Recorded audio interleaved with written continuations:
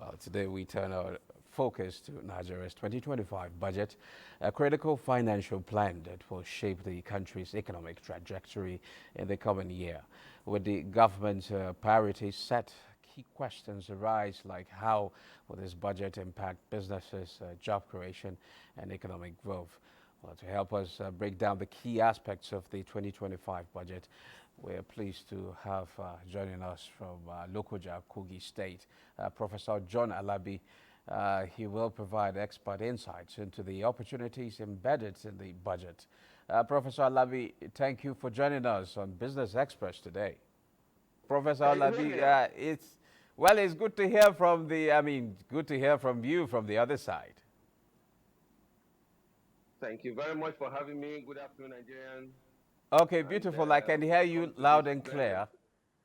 Okay, to delve into right. the That's right. subject matter, the Matter. recent budget has been passed by the National Assembly and, of course, signed by the President. We're talking about a budget size of around, uh, huge, in fact, the biggest ever in Nigeria's history. We're Whoever. talking That's right. about quite a huge number of, monies that will be allocated to different sectors of the economy. So far, with what we have seen in the past, we've seen shortfalls in revenue, and now we have this 54.9 trillion naira budget Nigeria. size. How realistic is this budget? Thank you very much. Yes, you're right. This is a very ambitious budget, the biggest in the history of this country, 54.99 trillion. Initially, it was 49.7. It was revised upward to 54.2. And when it finally passed, the final revised and approved one is 54.99 billion, trillion. That is huge. I must agree with you. I want to say that of this amount, 54.99, a whopping 23.9 is going for capital expenditures for most of the projects that's yearning for development in the country.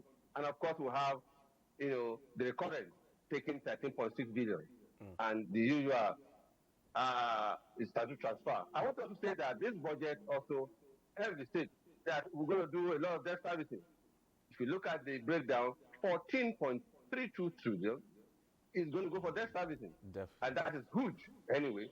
Of course, deficit has been with us for quite some time. We have about 13 billion deficit, both the domestic and international. So we're looking at a budget that has 54.99 in terms of what uh, we're going to expend, but carrying cost of huge deficit and huge debt service. But the question you ask, how realistic? Well, budgets are estimates, and budgets are meant to usually designed and formulated based on basic assumptions. So if you interrogate the assumptions, then you now know whether it's realistic or not. I'll give an example. For instance, there are about seven assumptions that are on it. The first one being the oil price, well, $70 per barrel. For me, it looks realistic going by what we're doing now. But look at your production of 1.6 trillion million barrels per day. Given what we are expressing under the full of fixes there, that can also be achieved. We might play basically on two of them, or three of them actually. The assumption as regards the exchange rate. Well, 780. To me, well, maybe we are a bit pessimistic. Currently, we are doing 155 or thereabouts, 1,550 to a dollar. Yes, that may be on a good side. But for the inflation rate of 13.4%, for me, I know we can. The minister To the other time was saying that, oh, 15%. we're going to do a single digit inflation. Yeah, I'm scared that that inflation rate will not be realistic. Well, of course, for the interest rate, you and I know the 14.5% assumption is not just there. You go to the banks, you want to access credit, you don't get what you have on paper here. So it's very, very important. And it is critical for us to know that. The other assumption is our GDP growth rate, 3.5%. Yes, going by what we had last year, we have to do more on value addition. Each time here, manufacturing, and we talk export. Until and unless we deepen our economy to a level where we can generate sufficient, that will help us for the good and our exchange rate. So it's very, very important. But my take is that budgets are just estimates. We have to walk our talk and make sure that all the assumptions are tailored. I've said it and I'm repeating it again. If our ministers and captains of industries are well motivated to do the right thing, we might be looking upward. But for me, now, those assumptions are on paper, but we must walk the talk. But one must know that the inflation rate and interest rate are those two assumptions that are not just it at all. And anybody on the street will know that they are not just what is on ground. So we must work with it. But for the oil production, we are doing well. The $70 might be good for basic assumptions, but at least if we maintain the trajectory of oil production and we increase non-oil export, then we can be doing just that. Otherwise, we're going to have a major challenge, particularly that is the fiscal deficit. I don't know how I'm going to finance the deficit, but I know that deficit is huge, 13 billion. 13 billion is huge. It's huge. But wouldn't that affect our financial stability as a country? We are talking about 13 trillion naira to service debt. Yes, it will sure do. I agree with you. Sure do, because in an economy where we're pushing for development, we're calling for investment, and a huge sum of money is going out there. Okay, but I Professor think Alabi, I want us to look for the schedule that are there. Okay. Okay, then as much as we're celebrating this, as much as we're celebrating this, when you do a comparative analysis about the size of budgets of other emerging economies, you discover that ours is grossly not really much, you know. But what do we need to do to really get to that position where we can maybe emulate countries like Brazil, who has a budget size of around $700 billion?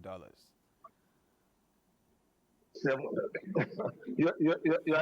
very right. You see, comparatively, if you are looking at those countries, what are they doing differently?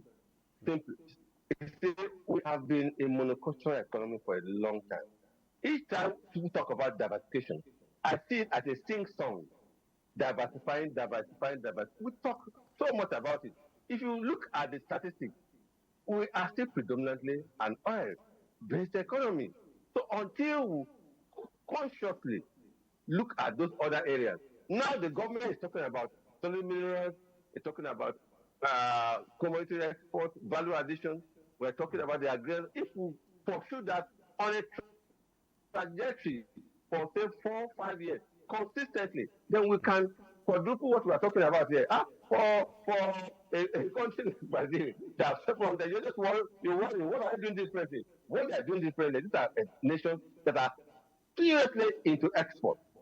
We have an agrarian society. We have mineral resources. But each time we make proposition, all we hear is, oh, we are diversifying. We have had this since 1999, 2000, we are diversifying the economy. Diversification in what sense? So I am looking for a job where we can look at our food minerals, we can look at our tourism and hospitality industry, we can look at our agriculture sector.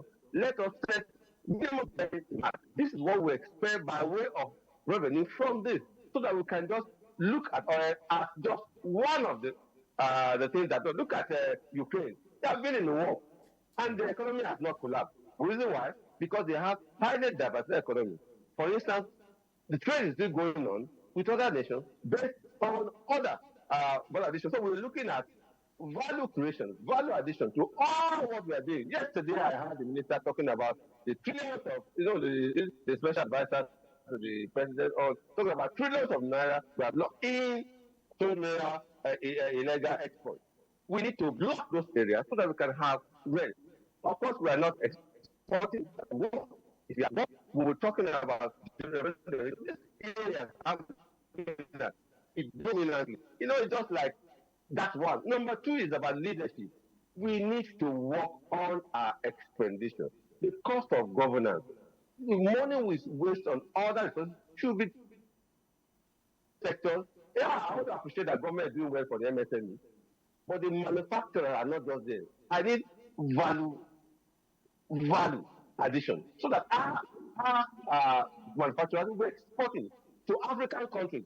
We are not Okay, Prof, before I let you, the the Before I African let you market. go, what stands out for you Yes. in this particular 2025 budget, and how do you see the recent federal government's reform driving possible development in the country? I didn't get that.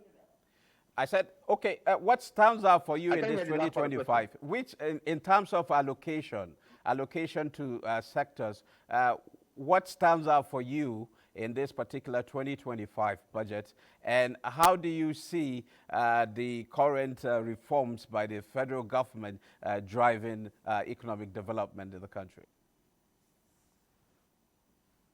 Thank you very much. What stands out for me, a lot of people want to talk about defense budget inside the memory that is understandable. But for me, infrastructural development, the government seems to be committed to overall infrastructure development of the economy in terms of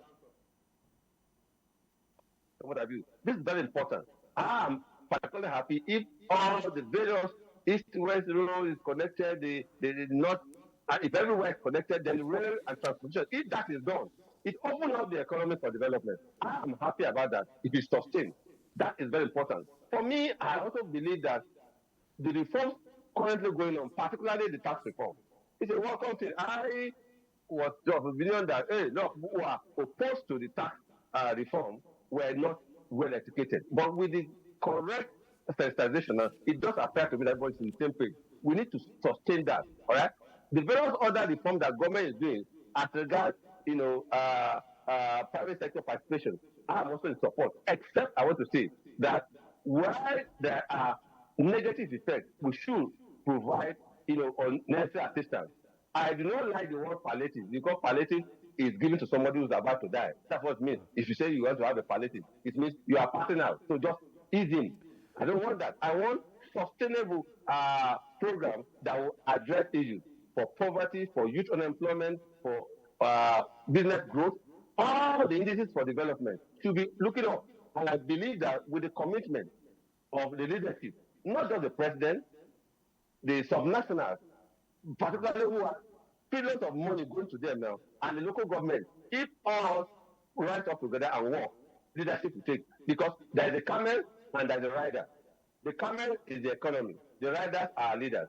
If you have 10 riders, not drunken riders, then the camel will walk on. But if you have riders that are drunken, all right, they misbehave. So the tragedy is that we want to have Okay. an economy, which is the camel, and the riders that are good, and God will help Nigeria. I believe sincerely that 2025 will be better than 2024. Okay, thank you very much, Professor John Alabi. It's in fact a pleasure having you in the program. Thank you so much. Yeah.